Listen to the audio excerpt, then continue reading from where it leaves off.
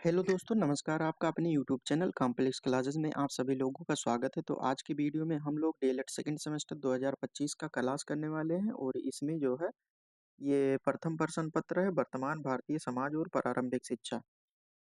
और अगर पेपर की बात करें तो ये पेपर नंबर फर्स्ट है, ठीक है। और ये क्लास नंबर जो है 17 है। इसके पहले हम लोग 16 क्लास कर चुके हैं। और इसका पीडीएफ या फ्री नोट्स प्राप्त करना चाहें तो टेलीग्राम चैनल से जुड़ सकते हैं। और इसमें हम लोग अभी तक जो है बहुविकल्पीय प्रश्न, अतलग उत्तरीय प्रश्न और लघु उत्तरीय प्रश्नों को इसमें कर रहे हैं, ठीक है। तो इसके पहले हम लोगों ने 50 नंबर तक जो है कंप्लीट कर चुके हैं और आज के वीडियो में हम लोग 51 नंबर से देखने वाले हैं। तो आप लोग लास्ट तक वीडियो में बने रहिएगा। यहाँ पे हम लोग देखते हैं 51 नंबर से। 51 नंबर में दिया है कि बौद्ध शिक्षा एवं वैदिक शिक्षा में समानताएं क्या क्या थी। तो इसमें बौद्धकालीन शिक्षा और वैदिक शिक्षा में समानताओं के बारे में हम लोग बात करने वाले हैं। सबसे पहले देखते हैं, इधर हो गया आपका बौद्ध शिक्षा और उसके बाद में इधर हो गया वैदिक शिक्षा, ठीक है। दोनों ही प्राचीन काल से संबंधित शिक्षा है। अब इसमें ये बताना है कि क्या अंतर होता है, यानी समानताएं दोनों में क्या है। तो यहाँ पे बौद्ध शिक्षा का लक्ष्य जो है निर्वाण प्राप्ति था, ठीक है। इसमें जो है बौद्ध कालीन में जो शिक्षा का मुख्य उद्देश्य था निर्वाण की प्राप्ति। और यहाँ पे जो है इसका मुख्य लक्ष्य था मोक्ष की प्राप्ति। उसके बाद में सेकंड में देखते हैं, बौद्ध काल में शिक्षा प्रारंभ की आयु जो है 8 वर्ष होती थी और वैदिक काल में जो है 9 वर्ष होती थी। उसके बाद में है बौद्ध काल में शिक्षा का प्रारंभ जो है संस्कार से होता था। इसी प्रकार से अगर वैदिक कालीन की बात करें तो यहाँ भी संस्कार से होता था। अलग अलग प्रकार के संस्कार हैं। अगर इन सभी संस्कार के बारे में देखना चाहें तो आप लोग जो है चैनल पर जाकर देख सकते हैं, जिसका लिंक जो है डिस्क्रिप्शन बॉक्स में दिया है। और ये जो कोर्स स्टार्ट किए हुए हैं, इसका फर्स्ट पेपर सेकंड पेपर समाप्त हो चुका है। यहाँ पे आप सभी लोगों को बिल्कुल विस्तार में पढ़ाया गया है।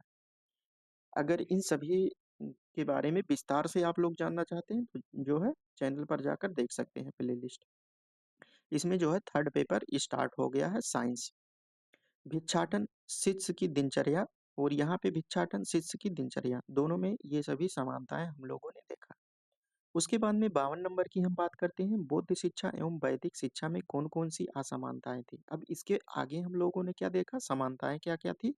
और अब हम देखते हैं इसमें असमानताएं क्या क्या थी, ठीक है। तो यहाँ पे एक तरफ हो गया बौद्ध शिक्षा और वैदिक शिक्षा। शिक्षा समुदाय प्रधान थी, ठीक है, ये समुदाय प्रधान थी और ये जो है परिवार प्रधान होती थी। अगर बौद्ध शिक्षा में बात करें तो कालांतर में विलासिता की ओर अग्रसर था और जीवन सादगी पूर्ण था।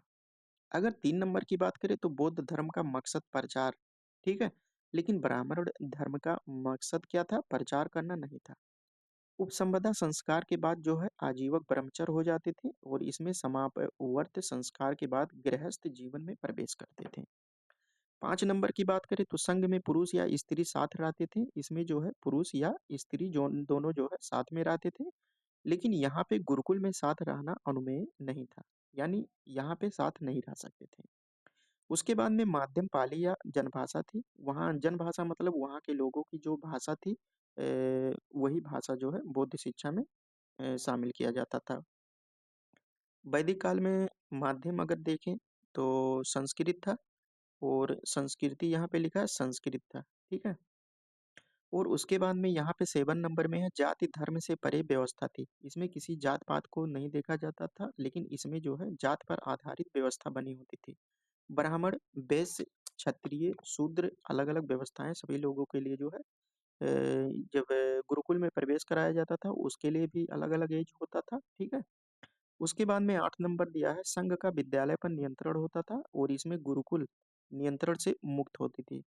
बौद्ध काल में संघ का वर्चस्व रहता था, जो संघ रहते थे उनका जो है वर्चस्व रहता था, लेकिन वैदिक काल में जो है गुरु का वर्चस्व रहता था, ठीक है। इस प्रकार हम लोगों ने असमानताओं के बारे में बात किया। अब हम बात कर रहे हैं वैदिक कालीन शिक्षा की शिक्षण विधियां। जो वैदिक कालीन थी उसमें जो है जो शिक्षण विधियों का प्रयोग किया जाता था, उसमें कौन कौन सी विधि का प्रयोग किया जाता था, इसके बारे में हम लोग देखने वाले हैं।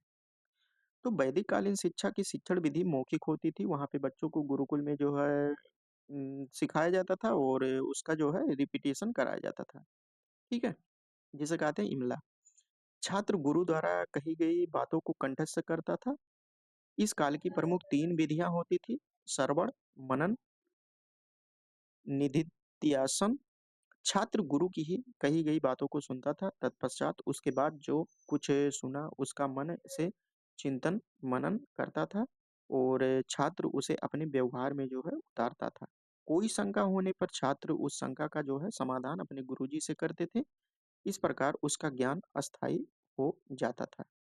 इसके अतिरिक्त शिक्षण हेतु व्याख्यान, ठीक है, व्याख्यान तथा प्रश्नोत्तर विधि, वाद विवाद, शास्त्रीय शास्त्रा शास्त्रार्थ प्रणाली भी अपनाई जाती थी। आगमन, निगमन। आगमन में क्या होता था, पहले एग्जाम्पल दिया जाता था, उसके बाद में नियम को स्थापित किया जाता है। और निगमन में पहले नियम रहता है, जैसे a+b होल स्क्वायर का फार्मूला जो होता है उस पे जो है अप्लाई करना, ठीक है, अनुप्रयोग करना सूत्र का, ये हो गया निगमन विधि। एवं उदाहरण विधि द्वारा विषय वस्तु को स्पष्ट स्पष्ट करते थे। इस प्रकार शिक्षक विषय वस्तु स्पष्ट करने के लिए कई शिक्षण विधियां प्रयोग में लाता था। 54 नंबर की बात करते हैं। यहाँ पे बौद्धकालीन शिक्षा के उद्देश्य क्या थे, स्पष्ट करना है। इसके जो है उद्देश्य क्या होते थे, इसको स्पष्ट करना है, ठीक है। तो इसके हम लोग उद्देश्य के बारे में बात कर रहे हैं। बौद्धकालीन शिक्षा व्यवस्था में छात्र के शुद्ध चरित्र निर्माण पर जोर दिया जाता था। तो उनके चरित्र पर जो है किस प्रकार से उनका निर्माण किया जाए, इस पर ध्यान दिया जाता था। सात्विक जीवन से ही जीवन में सादा जीवन, उच्च विचार का उद्देश्य पूरा हो सकता था। बौद्धकालीन शिक्षा बालक में सामाजिक कुशलता के विकास पर जोर देती थी, ताकि वह समाज का योग्य नागरिक बन सके। 3 नंबर की बात करें तो बौद्ध धर्म का काफी विस्तार हुआ। यह केवल भारत में ही नहीं, विदेशों में भी फैला, ठीक है। जो बौद्ध धर्म था ये भारत में तो फैला ही, लेकिन इसके साथ साथ जो है अलग देशों में भी इसका प्रचार प्रसार हुआ। इसीलिए इस युग की शिक्षा का एक लक्ष्य राष्ट्रीय संस्कृति का प्रचार प्रसार एवं संरक्षण करना भी था। बौद्ध धर्म एक उदारवादी एवं आध्यात्मिक धर्म था, ठीक है। अतएव बौद्ध धर्म का अंतिम तथा प्रमुख लक्ष्य सत्य की खोज या निर्माण की प्राप्ति थी। सत्य की खोज या निर्माण की प्राप्ति थी। उसके बाद में हम देखते हैं 55 नंबर में दिया हुआ है कि मुस्लिम शिक्षा के प्रमुख केंद्र बताइए। जो मुस्लिम शिक्षा के अलग अलग केंद्र होते थे, स्थापित किए गए थे, उनके नाम बताना है, ठीक है। तो मुस्लिम शिक्षा के केंद्र के अगर बात करें तो बीदर हो गया, लाहौर हो गया, अजमेर, दिल्ली, जौनपुर, आगरा, लखनऊ, बीजापुर, गोलकुंडा, मालवा, जालंधर, मुल्तान आदि थे, ठीक है। तो आप लोग जो है इम्पोर्टेंट यहाँ पे लिख सकते हैं, लाहौर हो गया, अजमेर हो गया, दिल्ली हो गया, आगरा हो गया, लखनऊ हो गया। तो ये सभी जो है इम्पोर्टेंट है, इसको एग्जाम में आप लोग लिख सकते हैं, याद कर लीजिएगा। 56 नंबर में दिया हुआ है मध्यकालीन शिक्षा के उद्देश्य क्या थे, ठीक है। इसके उद्देश्य के बारे में हम लोग बात कर रहे हैं। मध्यकालीन शिक्षा, अगर इसके उद्देश्य की हम बात करें तो मध्यकालीन शिक्षा का प्रमुख उद्देश्य इस्लाम धर्म एवं संस्कृति का जो है प्रचार प्रसार करना था। सेकंड की बात करें तो सांस्कृतिक अथवा भौतिक ऐश्वर्य की प्राप्ति थी। इन लोगों का मानना था कि जीवन में सुख सुविधा प्राप्त करने के लिए पढ़ना लिखना आवश्यक होता है, ठीक है। उसके बाद में मध्यकालीन शिक्षा का एक अन्य महत्वपूर्ण उद्देश्य इस्लाम के अनुयायियों में ज्ञान के प्रकाश का विस्तार करना था, जो इस्लाम के अनुयायी थे। 4 नंबर में दिया है कि प्रशासन को मजबूत बनाने हेतु योग्य व कुशलतम लोगों की जरूरत थी और ये शिक्षा के प्रचार प्रसार द्वारा ही इस राजनीतिक उद्देश्यों की पूर्ति हो सकती थी। यानी मजबूत बनाने के लिए जो प्रशासन मध्यकालीन भारत में प्रशासन को मजबूत बनाने के लिए उसके लिए क्या आवश्यकता थी कि उसमें जो है एक शिक्षित नागरिक व्यक्ति की आवश्यकता होती थी। इसीलिए इसको जो है शिक्षा को राजनीतिक उद्देश्य की प्राप्ति हेतु शिक्षा को जो है प्रचार प्रसार करने की आवश्यकता थी। अब हम देखते हैं मुस्लिम कालीन शिक्षा की विशेषताएं क्या थी। इसकी विशेषताओं के बारे में हम लोग बात करते हैं। तो मुस्लिम कालीन शिक्षा की अगर बात करें तो इसमें जो है निःशुल्क थी शिक्षा और मुस्लिम कालीन शिक्षा व्यवस्था राज्य के संरक्षण में रहती थी, ठीक है। कहाँ पे, राज्य के संरक्षण में रहती थी। प्रारंभिक शिक्षा आयु वर्ग के अनुरूप दी जाती थी, यानी अलग अलग आयु जो होती थी उनके अनुरूप दी जाती थी। मुस्लिम काल में शिक्षण कार्य परंपरागत विधियों के आधार पर जो है किया जाता था, अलग अलग परंपरा होती थी। और शिक्षा का माध्यम जो है अरबी भाषा था। उच्च स्तर पर जो है फारसी भाषा का शिक्षा में प्रयोग किया जाता था। शिक्षा में आध्यात्मिक मूल्यों के स्थान पर मानवीय मूल्यों को अधिक महत्व दिया जाता था। इसमें आध्यात्मिक मूल्यों को कम महत्व दिया जाता था, लेकिन इसके स्थान पर मानवीय मूल्यों को जो है अधिक महत्व दिया जाता था। शिक्षा व्यक्तिगत तथा मौखिक होती थी और व्यक्तिगत होती थी। 58 नंबर में हम देखते हैं मुगल कालीन शिक्षा में विशिष्ट शिक्षा से क्या अभिप्राय था। तो मुगल कालीन शिक्षा में विशिष्ट शिक्षा का आशय के बारे में हम लोग देखते हैं। मुस्लिम धर्म में स्त्री शिक्षा का क्षेत्र अत्यंत व्यापक न था। ठीक है, जो स्त्री शिक्षा थी उसका जो है अत्यंत व्यापक क्षेत्र नहीं था। शिक्षा के दरवाजे जनसाधारण की शिक्षा के लिए कम थे, यानी जो जनसाधारण यानी सभी लोगों के लिए जो है कम थे। केवल शाही घराने जो बड़े लोग थे उनके लिए जो है और कुलीन वर्गों की बालिकाएं शिक्षा सुविधाएं सुविधा का लाभ उठा पाती थी। ठीक है, जो बालिकाएं होती थी वो शाही घराने और कुलीन वर्ग की जो बालिकाएं होती थी केवल वही शिक्षा का लाभ उठा पाती थी। वह समस्त प्रारंभिक शिक्षा मकतब से प्राप्त करती थी। ठीक है, जो मकतब और मदरसा था। मकतब क्या होता था? मकतब ये प्राथमिक शिक्षा का केंद्र होता था, लेकिन मदरसे की बात करें तो ये उच्च शिक्षा का केंद्र होता था। मुस्लिम शासन अपने यहाँ हरम में बालिका शिक्षा की व्यवस्था करते थे। तुर्क अफगान काल में शहजादियों को व्यक्तिगत रूप से शिक्षा देने का प्रबंध किया गया था। व्यक्तिगत शिक्षा का ही परिणाम था कि भारतीय इतिहास को रजिया और गुलबदम बेगम, जहां आरा, जेबुन्निसा जैसे विदुषी महिलाएं, जो शिक्षित महिलाएं थी, विदुषी महिलाएं प्राप्त हो सकी। अतः मुस्लिम काल में विशिष्ट शिक्षा व्यवस्था थी। उसके बाद में 59 नंबर की हम बात करते हैं। यहाँ पे दिया हुआ है कि मुस्लिम कालीन शिक्षा में गुरु शिष्य संबंध कैसे थे? स्पष्ट कीजिए। जो गुरु और शिष्य का संबंध होता था मुस्लिम कालीन शिक्षा में, ये किस प्रकार से होते थे, इसको स्पष्ट करना है। मुस्लिम कालीन संस्कृति में यह माना जाता था कि व्यक्ति को उस्ताद की मेहरबानी के बिना सच्चा ज्ञान प्राप्त नहीं हो सकता था। उस काल में भी छात्र शिक्षक का आदर सम्मान करते थे। जो छात्र होते थे शिक्षक का आदर सम्मान करते थे तथा उनकी आज्ञा का जो है पालन करते थे। गुरु शिष्य के साथ अपने बेटे की भांति व्यवहार करते थे।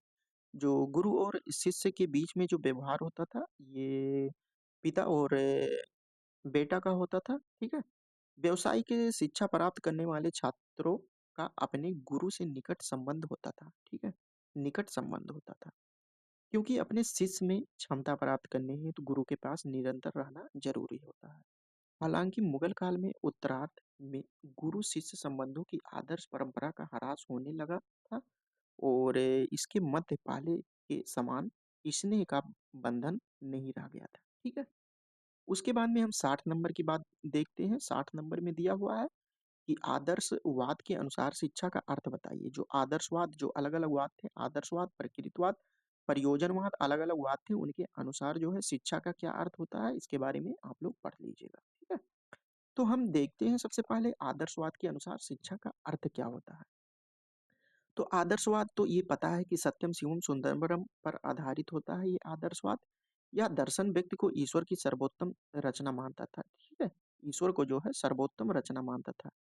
इस दर्शन के अनुसार मानव के विचारों का विशेष महत्व होता था। इसमें मानव के जो विचार होते थे, इसमें आदर्शवाद में जैसे गांधी जी हो गए, लेकिन गांधी जी का कोई महत्व नहीं है, लेकिन वहां पे उन्होंने जो कहा है, स्वामी विवेकानंद हो गए, महात्मा गांधी हो गए, उनके विचारों को जो है आदर्शवाद में अधिक महत्व दिया जाता है। और मनुष्य अपने मानसिक विचारों द्वारा प्रकृति को अर्थ प्रदान करता है तथा अपने सांस्कृतिक, नैतिक, आध्यात्मिक कारकों तथा प्रवृत्तियों से प्रकृति और सामाजिक वातावरण या नियंत्रण रखता है। इन सभी कार्यों को उचित दिशा देने में शिक्षा की महत्वपूर्ण भूमिका होती है। शिक्षा के अभाव में व्यक्ति पशुतुल्य, यानी जिसके पास शिक्षा का अभाव रहता है वो पशुतुल्य जीवन व्यतीत करता है। किंतु जब वह शिक्षा अर्जित करे, सामाजिक आदर्शों, मान्यताओं, मूल्यों का ज्ञान प्राप्त करता है, तब वह समाज का एक उत्तम नागरिक बनकर शिक्षा से प्राप्त आदर्शों, अनुभवों को आत्मसात कर एक सुसंस्कृत व्यक्ति के रूप में जो है प्रतिष्ठित होता है। अतः शिक्षा मानव को परिष्कृत तथा सबल बनाकर मानवता का पाठ पढ़ाती है एवं अच्छे कार्यों की ओर उन्मुख करती है। अतः शिक्षा का अर्थ मानव को उत्कृष्टता की ओर ले जाना होता है। अब हम देखते हैं कि आदर्शवाद के अनुसार शिक्षा का उद्देश्य बताइए। इसके बारे में जो है हम लोग कल के वीडियो में पढ़ने वाले हैं, ठीक है। तो आज के वीडियो में इतना आप लोग पढ़ लीजिए और इसको कंटेंट्स कर लीजिए। इसके आगे जो है कल के वीडियो में हम लोग देखने वाले हैं, ठीक है। और अगर कोर्स ज्वाइन करना चाहें, पेपर फर्स्ट और पेपर सेकंड बिल्कुल समाप्त हो चुका है, तो वहाँ पे आप लोग जाकर चैनल पर प्लेलिस्ट हमने बना दिया है। पेपर फर्स्ट और पेपर सेकंड बिल्कुल पूरी तरह से आपका समाप्त हो चुका है, तो जो लोग अभी तक नहीं देखे हैं वहाँ पे जाकर देख सकते हैं, ठीक है। तो चलिए दोस्तों, अगर इसका पीडीएफ प्राप्त करना चाहें तो आप लोग जो है टेलीग्राम चैनल ज्वाइन कर सकते हैं। वहाँ पे आप सभी लोगों को पीडीएफ प्राप्त हो जाएगा। सोशल मीडिया से जुड़ना चाहें तो आप लोग हमसे जुड़ सकते हैं, ठीक है। और अगर वीडियो अच्छा लगा हो तो लाइक कर सकते हैं, शेयर कर सकते हैं, और अभी तक जो लोग सब्सक्राइब नहीं किए सब्सक्राइब कर सकते हैं। तो चलिए दोस्तों, कल के वीडियो में मिलते हैं हम लोग। तब तक के लिए जय हिंद, जय भारत।